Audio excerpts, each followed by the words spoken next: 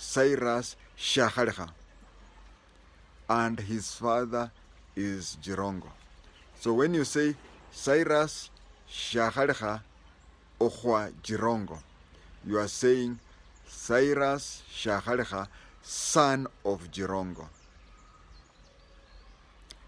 He is a Tiriki, but he adopted a Bukusu name. I am not a Bukusu, but Huatenge is a Bukusu name. Jirongo Shaharha, because Jirongo is his father, they migrated from Hamisi in Vihiga. So he is a Tiriki by tribe. They settled in Lugari. Lugari, they call it Kenyandogo. Everybody is there, including Somalis, Arabs, and even non-Africans. So he led an ordinary life that needs not being repeated. There were rumors, which I had to investigate later, that he went to school together with one of MOI's kids. Nothing further from the truth. He went to an ordinary school. He was a son of a peasant. And as you will see, if he would have gone to a prominent school, he would not have led that lifestyle that he led. But he led that lifestyle because he was from an ordinary home. He migrated to Nairobi, stayed in Nairobi. I have no knowledge of him studying building construction or anything, but he registered a company, a building company called Cyper, coming from the word Cyrus. And those days, having a letterhead was a very strong thing. He somehow produced letterheads. And for those of you who are young, we used to have things that are called a telephone booth. If you Google, you'll see a picture of the telephone booth. And each telephone booth had a telephone number. You see, even a mobile phone, you cannot communicate with anybody if your SIM card has no number. But telephone booths were there for people who had no telephones, and you could use that one to call, using coins, of course. So there is this place next to Hilton where we have, people call it Jobless Corner. People sit there, relax and whatever. And if you are tired, you stay there for 30 minutes and then you rise up and go to wherever you're going. Near there was a few telephone booths there. There was also some telephone booths at the end of Aga Khan Walk. There are so many in town. So among the telephone booths next to Hilton Hotel, Jirongo had a small paper which used to come and stick at the telephone booth. It was written out of order. It was written out of order or out of service. So one person, you want to make a call, you see it is written out of order, you go to the next booth. But what people did not notice, next to that out of order or out of service booth, there was a man and a lady. Jirongo employed a lady with a good voice who had learned secretary duty. So they would sit among those seats which are called Jobless Corner. And once that, if someone calls that number and somebody is calling, it will be busy. So it was written, I don't know whether you're getting it, it was written out of service. So nobody was using it. And when somebody rang that number, the two would hear, and then the girl would go and pick the phone and say, "Hello, Cyper International Construction Company, can I help you?" and you say, I want to talk to the MD. Then you say, a moment for, and you see, Jirongo is just standing next to her. She would say, give me a moment to go and to connect you to the MD. Then he would take that phone, hit it on the wall of, hit it slightly on the wall of the booth, which would make a sound as if she's connecting you to the boss's number. And then Jirongo would take that, she would stand aside, say, the Cyper International, can I help you? And they would talk, whatever. And those days, getting a landline was, you were very rich. So just having a company with that PO box and a telephone number, which of course was a booth, talked a lot about you. So he would win tenders, he would do a lot of things. Once he had won a tender, he would come now to a genuine company. I have won a tender to construct a house here and there. And he would negotiate. And he would even tell you, you are telling me to give you so much, and that is the amount I'm given. Tabaki na nini? So you discuss. And many companies came up, and at any given time he would have 3 or 4 tenders, and he would give different companies, and he would get a 10% cut. With that, he got muscles, because the money he was getting, now he bought his own things for building construction. His break came when he befriended a provincial commissioner called Waiganjo, Fred Waiganjo. Now, befriending a provincial commissioner means that you have access to the whole province. Of course, there were ways where a district commissioner and a provincial commissioner would agree, because in a district commissioner would have, let's say, 60% tenders, and the provincial commissioner would have 40%. But you see, provincial commissioner, the one for Northeastern maybe and Western, most provincial commissioners had more than 3 districts. So you find that is how he got into connection with Fred Waiganjo, a provincial commissioner. Then Fred Waiganjo contracted a mysterious sickness, which I cannot say as of now which type of sickness he had, but I can only say that it had symptoms similar to HIV/AIDS. He was he couldn't work, and the president decided to transfer him to office of the president. Now, being in the office of the president, it is Waiganjo, Fred Waiganjo, the provincial commissioner, who introduced Jirongo to President MOI.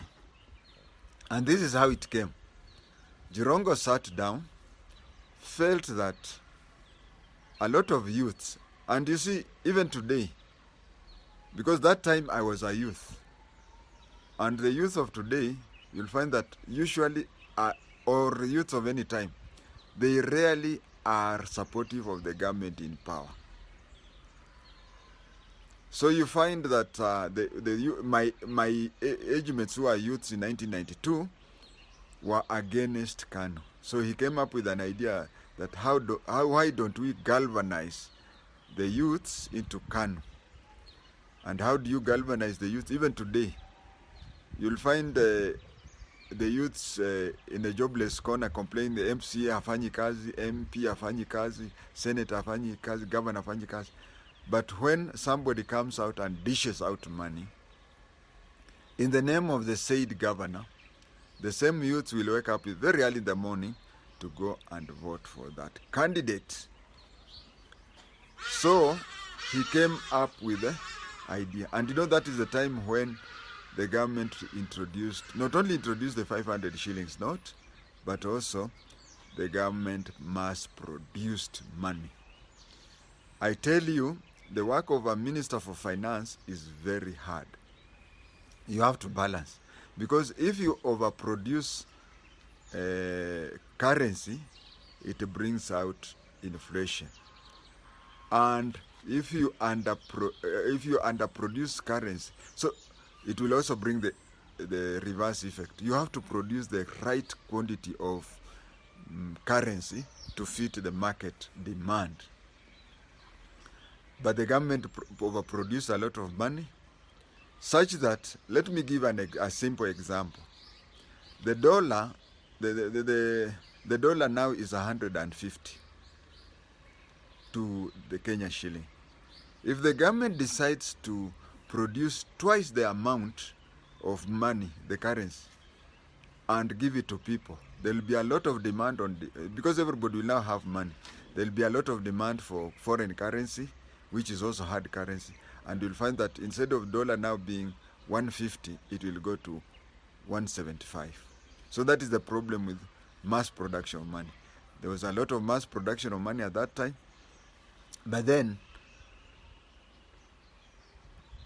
I can authoritatively say here that a lot of very few people who joined YK92 did not pour. All of them. And that is how it came in. Now, this one also brings in the rise of Wilson Samoei Arap Ruto. Ruto comes from Kamagut, and Jirongo comes from Lumakanda. I'm talking, many people know of Sugoi, but I've used the word Kamagut, because Kamagut is the one which was on the main road. If you want to go to Sugoi, you alight at Kamagut, then take a boda to Sugoi. Jirongo, main road is at Lumakanda. Now from Lumakanda to Kamagut, if you are walking, it is the same distance as from Udhiru to CBD. So they came from the same area, they knew each other and whatever, and when he was pumping in people that he knew, he pumped in, you see, like the people in Udhiru, there is Udhiru Kiambu and Udhiru Nairobi. So when you are looking for somebody from Central Province, you take somebody from Udhiru Kiambu, and you take another person from. They are neighbors, but this one will say Natoka Province ya Nairobi, now Natoka Central Province. That is how they came to know each other. And William Samoei Ruto is a master strategist, born strategist, and that is how Jirongo brought him in, and he was a very good person in strategizing. The difference between Jirongo and Ruto, if I can say, ni ile tu kwamba Jirongo feels that he's the one who brought Ruto from nowhere, and Ruto overtake and so on. That is the genesis of their difference. When they were going on that way, the MP for Eldoret North was Reuben Chesire, whom Moi is his maternal uncle, mjomba. But then there was one day that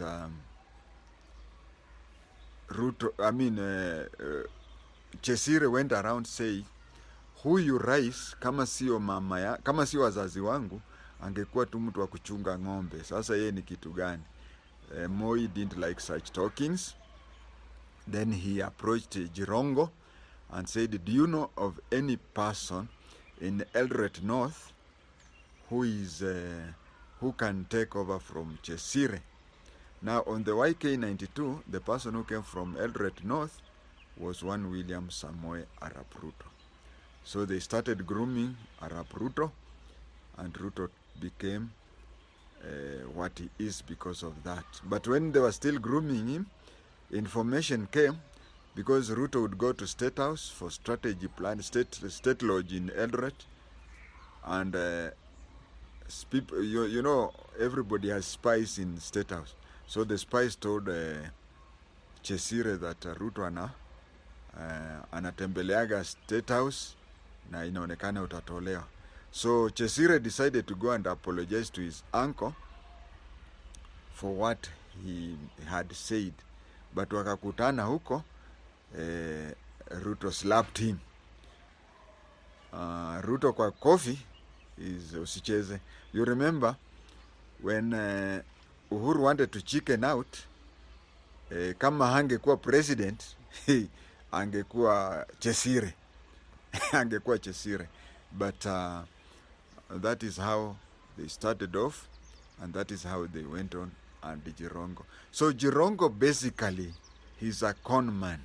If, with the due respect, we come from the same place, he's my neighbor. It is a distance that from Lumakanda to Luandeti, it's a distance. If I have a bicycle, I will only have a problem at Kipkaren, but if I have a bicycle, I can go up to that place. He's my neighbor, but he's somebody who does dealings and whatever. That is his one thing. The second thing, he is the kind of a person, I think where you stay, you have come across such people. Kuna mtu anaweza kukusaidia na ukakuwa millionaire, na you'd always want, ukisimama hivi uambiwa hata habari mzuri, kama sio jitenge. And I don't know whether Ruto is of that type, but I know a good number of people who, when they become rich, unaenda kumuona, unamwambia mimi ni fulani, anakuambia tenge. Why is it? You look familiar. Wewe ukisaidia mtu, tenda wema, nenda zako. If that person has to go and praise you, let him decide that. But Jirongo has that type of entitlement where he feels that when he has assisted you, two things happen. Anakutangaza kwa watu wote kwamba yeye ndiye alikufanya hivyo, and on the other side,